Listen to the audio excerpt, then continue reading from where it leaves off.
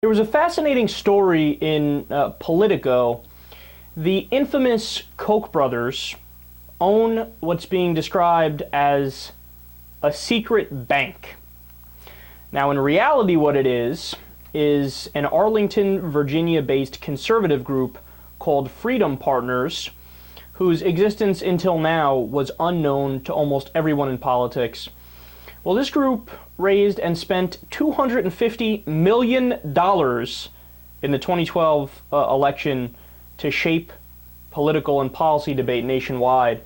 The group has about 200 donors, each paying at least $100,000 in annual dues. And the group is so big that the article actually points out, quote, "A totally unknown group was the largest sugar daddy for conservative groups in the last election." So we didn't know about this, but this was the major funder of conservative groups, who then, by the way, the conservative groups turn around and give to certain candidates as well.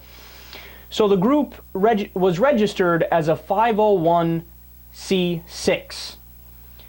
Now, that's really interesting and sketchy in terms of legality, because a 501c6 group is a trade association. It's not supposed to be for electioneering. And this is definitely electioneering. Electioneering is spending money on politics to try to push certain causes or get certain people elected. That's what this is. But they weren't registered as that. Now, isn't it interesting? The same thing went on with Karl Rove's group, right? He was, under the tax code, he was registered as something that he wasn't, right? He was registered as like a social welfare group, but he's not a social welfare group. It's for electioneering. But they always get away with it. They always file for the wrong things, and then they don't get cracked down on, which is so ironic because, of course, the conservatives were just complaining about the IRS scandal, right? The IRS scandal, where they said, oh my God, the IRS is unfairly targeting us. No, they're not. In fact, they're doing the opposite. They're letting you get away with everything. If these openly political groups are not registered as political groups, that's a problem. So I want to give you some details as to the amount of money that they're giving to different conservative groups. The Center to Protect Patient Rights is a group that vehemently opposes Obamacare. They got a total of $115 million from 3 separate grants from this secret bank. Americans for Prosperity is, of course, an organizing and advocacy group that is courted by Republican presidential candidates. They got $32.3 million from this group. The 60 Plus Association is a free market, I love that, free market seniors group that also opposes Obamacare. They got $15.7 million. American Future Fund, which is an Iowa group that spent a lot of money on ads in 2012 for Mitt Romney. They got $13.6 million. Concerned Women for America Legislative Action Committee, which gets involved in a number of social policy debates, of course on the conservative side, where they're not in favor of women at all. They got $8.2 million. Public Notice, a fiscal policy think tank, $5.5 million. Generation Opportunity, a group for liberty-loving young people. I love how Orwellian this is. They got $5 million. And then other more well-known groups, the NRA got $3.5 million, U.S. Chamber of Commerce, $2 million, American Energy Alliance, $1.5 million, the Tea Party Express and Tea Party Patriots and Heritage Foundation, they got a little less than $1 million each. So I want to make it clear here what's going on. Look, this is the Republican Party. This is the only way that they can stay relevant in today's society.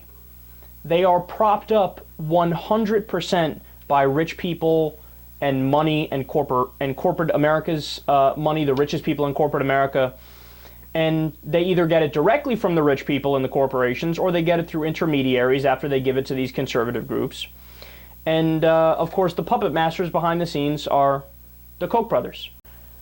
They are only rich because of Daddy. Seriously, their dad developed a new refinement method to turn oil into gasoline, so he made $1 bajillion, and the Koch brothers have simply coasted on his accomplishments, and they're worth about $60 billion. They didn't do shit to get that $60 billion, but they're worth $60 billion.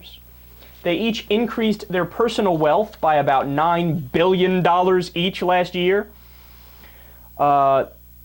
get this, when you break it down into smaller time intervals, each brother made a little over $1 million every hour in the year 2012. Even while they were sleeping. Could you imagine? You go to sleep, you wake up, and you got $8 million in the bank. If that happened to you for one night, you would be the happiest person on the planet. This happens to them every day of their lives. If they stepped into the shower for 10 minutes and they get out, they're richer by almost $171,000. Could you imagine you go take a shower, you come out, you're $171,000 richer? It's inconceivable. You would think I don't know how you would feel, but I would almost be like, yeah, this isn't right. I got to probably give some of this money back. Somebody pinch me, wake me up. This isn't real. Now, Charles made as much money in one day in 2012 as 498 electricians or 614 carpenters made in the entire year of 2012. Meanwhile, all these guys do is fight to keep more of their money.